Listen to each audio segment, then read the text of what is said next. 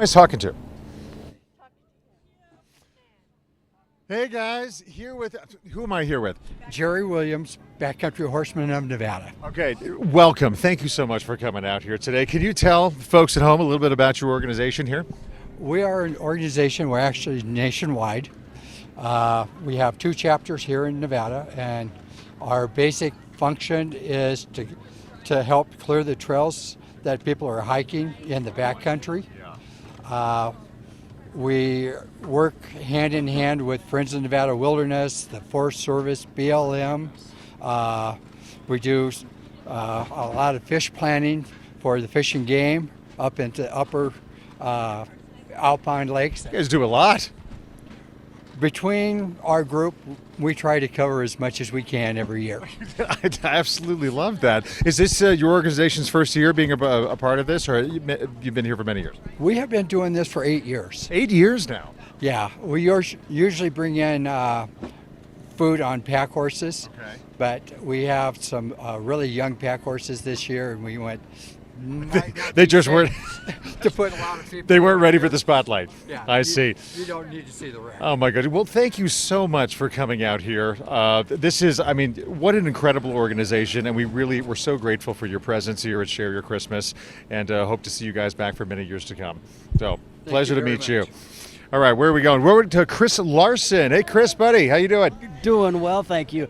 And I am joined by these lovely ladies from the Paiute tribe. Please introduce yourselves. I'm Christina Lomentiwa. I work for the Summit Lake Paiute tribe at the New Moon Namaganobi. That's our food pantry. My name is Dawn Barlis. Shreesh Trejo, council member for the Summit Lake Paiute tribe. Thank you for being out here. What does this food drive mean to you? It's something that you guys do year round. What does it mean to see the community come out in this sort of showing? It's great to see all these food donation, all these cars dropping off, and the Porta Subs and that trailer back there, just all the community getting involved and bringing food for our Reno Sparks neighbors we can hand out food to them.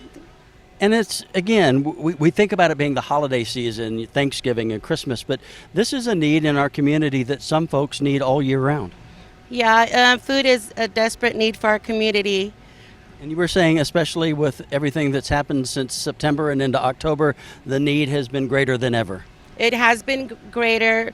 We've seen an increased number of people coming into our pantry. And how do you handle that? Do you handle it through the Food Bank of Northern Nevada, getting help and doing these fundraisers and getting people to donate food?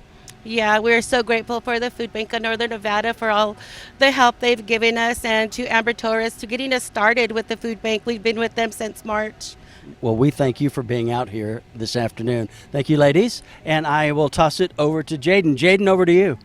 Thanks, Chris. Yes, I'm here with Reno Vice Mayor Miguel Martinez. Miguel, how are you doing so far? Great. Thank you so much for having me. Yeah, of course. So, over the years, we keep seeing this need continue to grow and grow. And so what are you kind of seeing right now in the city of Reno, and what are you guys doing from that municipality to kind of combat the issues that we're seeing?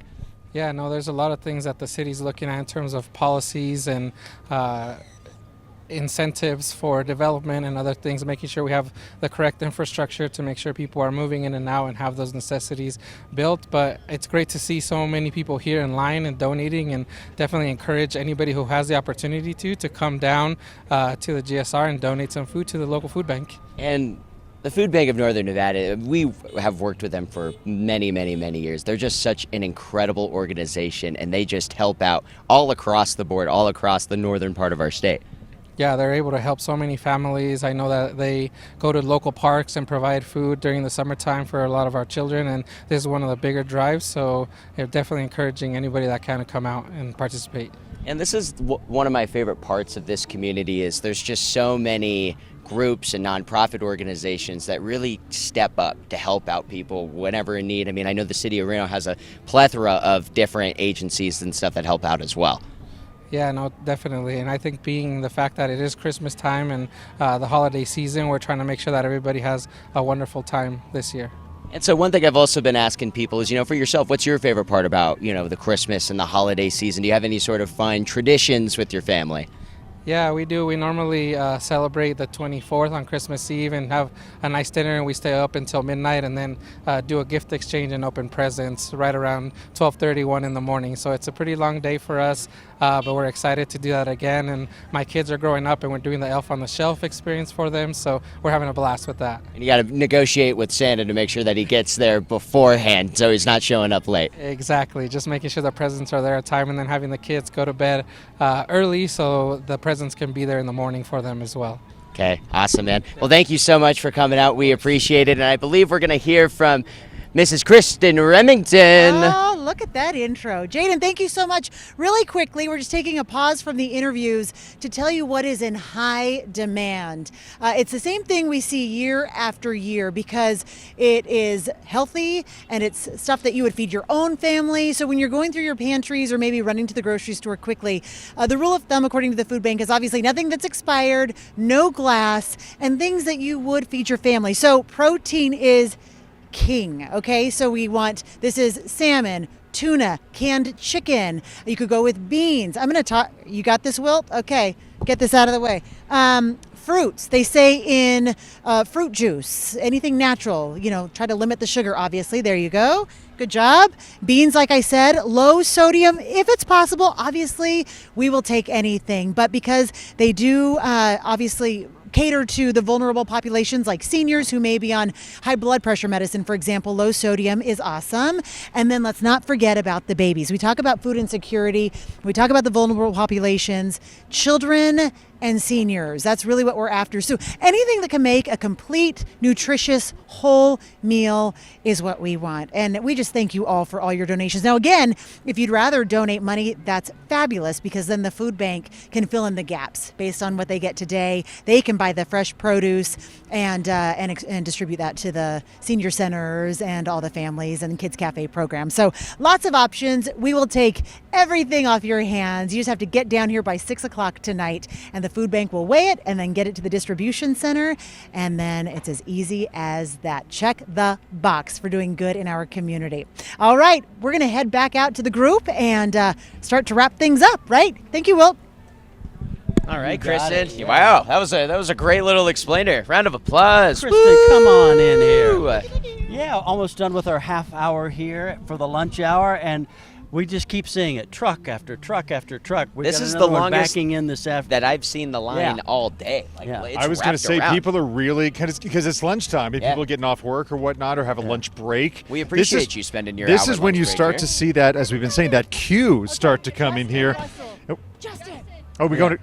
And we're going to Kristen. Yes. Okay, yes, we are back. Really quick, you guys literally just pulled up and we're putting you on the spot. Justin Russell, can we brag about you today? This is awesome. A triple match. I mean, that's insane. So $1, 9 meals today. Yeah, it's incredible. We're glad to be back. I think this might be our 5th year here, and it's just super exciting for what this organization does for this community. Okay, so what do you have here? Just $50,000. So just you guys are beasts. This is great. And then all this behind you, all this rice and non-perishable food. Yep, we've got the employees that help. They come and give donations throughout the course of the last couple of weeks and load them up into these trucks and then bring them here for everybody. So. And then the new dealership on South Virginia, relatively new. Yeah, new to us. We're super excited for this year.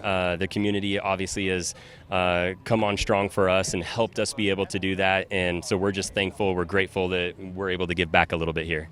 And you know what I love? Look at all these guys. They're all employees who are also volunteers today. All right, Nicole, what does this mean? You know, we love our corporate partners, and we really love that Corwin Auto Group, the Ford dealership is showing up to help us. You know, they've made an impact in our community and to this day. So we're grateful. Locals helping locals. Thank you so much. They just pulled up. You barely got out of the truck and we're like, get on camera. We got to thank you so much. Thank you so much for all the generosity and being great partners in this community. All right, guys, we're going to send it back to you.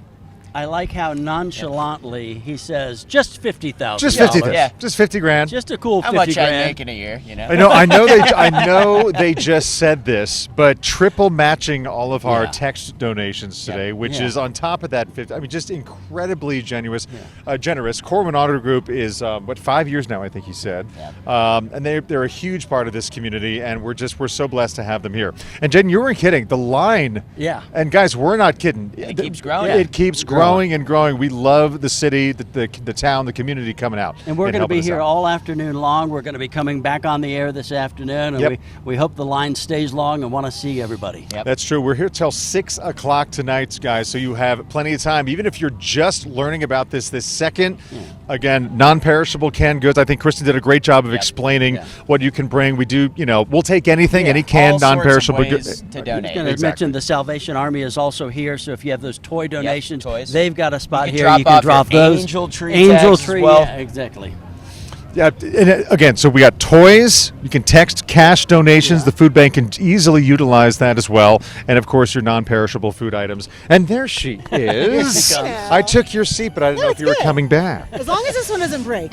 All right, so guys, we're going to be back at 3 o'clock 3 o'clock today. But And- we'll still be running the food drive in person until then. So come out and say hi.